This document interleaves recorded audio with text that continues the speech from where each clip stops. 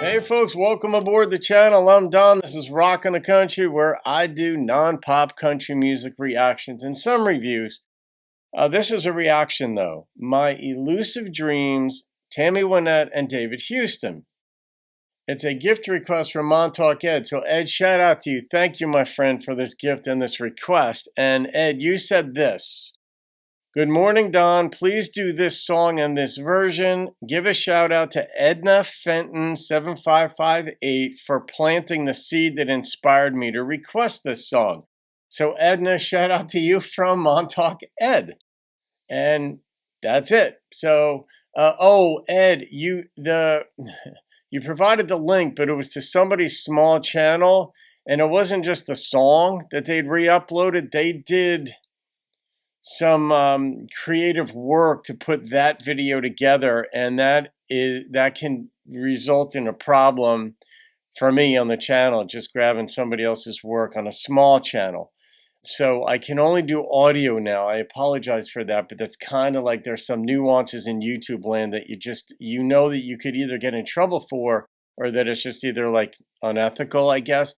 But by and large, it has to do with getting in trouble with YouTube, because you can get a copyright strike if the person who put that video together decided that it was a problem. So I'm going to go with the song. I hope that this works. My Elusive Dreams. Why are they elusive?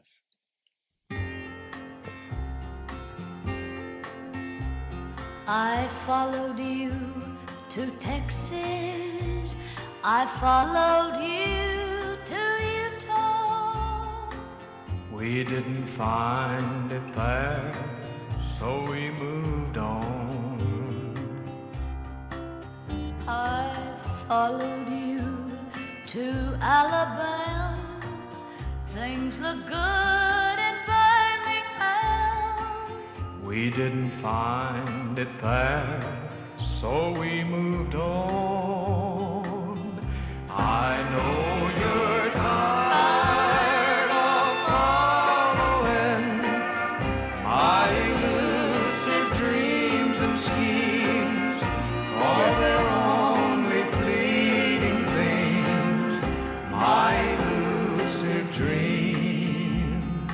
That's a good realization that she's following him. I had you a child in Memphis. You heard of work in Nashville. We didn't find it there, so we moved on. It's so To a hard. small farm in Nebraska, to a gold mine in Alaska. We didn't find it there, so we moved on. And now we've left Alaska because there was no gold mine. But this time, only two of us moves on. Well, they're on a tour bus now. Now all we have is each other and a little memory to cling to. And still you won't let me go on alone. I know you're tired of following my elusive dreams and schemes, for they're only fleeting things. My elusive dreams.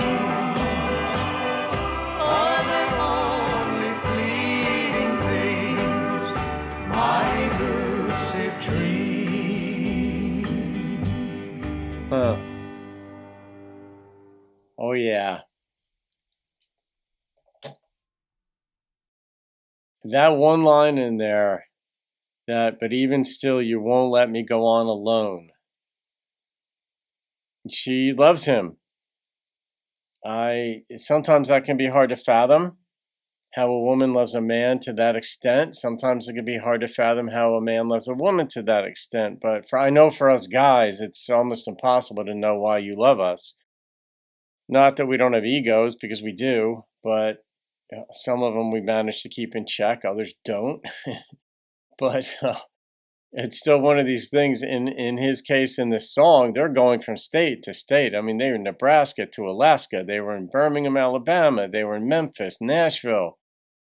And then they're on the tour bus, and I thought, oh, maybe they're following her dream around now, because it's being realized. Maybe this was more of an ode to Tammy's career, and David Houston's in the bus. The characters in the song were following that trajectory, but it wasn't that. They were still following his dream. They didn't work. Like when they said there was no gold in Alaska, it's obvious he's looking for the home run.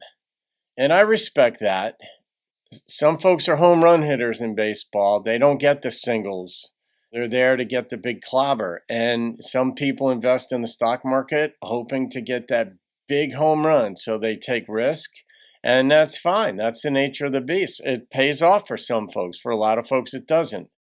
But that's why I love it when it works for people, not just in investing, but when somebody opens a restaurant or a cafe or any kind of bike shop. I don't care. I like seeing people succeed, because I know for everybody who succeeded, the dynamic of life, somebody else had an equally good business plan. The dynamic of life, it didn't work out in that area. Something unfortunate happened at a given time in a given locale, and their business didn't work. But someone else's did. And that, for me, I absolutely love that. And in relationships, when it works, I love that for people, just seeing two people happy, because it's so hard. Some people go through a lot of relationships before they find that one that works. In his case, he really wants to provide for his family in this song. You can tell. And she's supportive of him and his efforts, although it's frustrating. And he's probably said, you should kick me to the curb and go on without me, because I've got this penchant, this traveling bug, this bug that makes me want to follow these particular dreams and hit it big. And maybe one of these shots, it will hit big. But they've got a kid now, so you've got these little details thrown in there that's like, oh my goodness, this is a full story. But she loves him. She's not going to leave him. And that's a one. You could feel the frustration, but you could feel the love too. And anyway, Ed, that was a beautiful request. And Tammy and David are just beautiful. I know I've done another David Houston song. I forget which one it was. Maybe I've done two. Maybe he did a duet as well. But the name is just remarkably familiar, even though it may have been a couple of years. But I'm going to rate this one as a story. I don't know. The older I get, I don't know if it said I become sappier. Maybe I do. Maybe I'm just more aware of how life works and the difficulties involved. Now you go to a wedding and there's a couple who's 26, 27 years old, same age I was when I first got married, and lots of folks got married in their mid-20s then, as a lot do now. But you go to a wedding and you're like, it's a happy occasion, but life also teaches you that it's going to take work and forgiveness and kindness and effort and laying down your guns verbally and just figuring it out and hoping it works. And life just has a way of taking it to you. And this song emblematized a relationship that worked in spite of the difficulties. And it was a snapshot of their life. And it was very well written. I'm not sure who wrote this. Maybe it was David Houston. I'm not sure. But the number that popped into my head on this was a 9.3.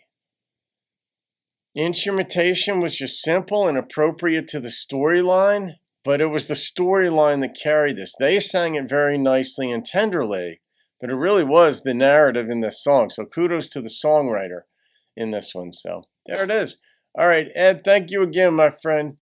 Have a great day, folks. I'll see you on another video and keep rocking the country.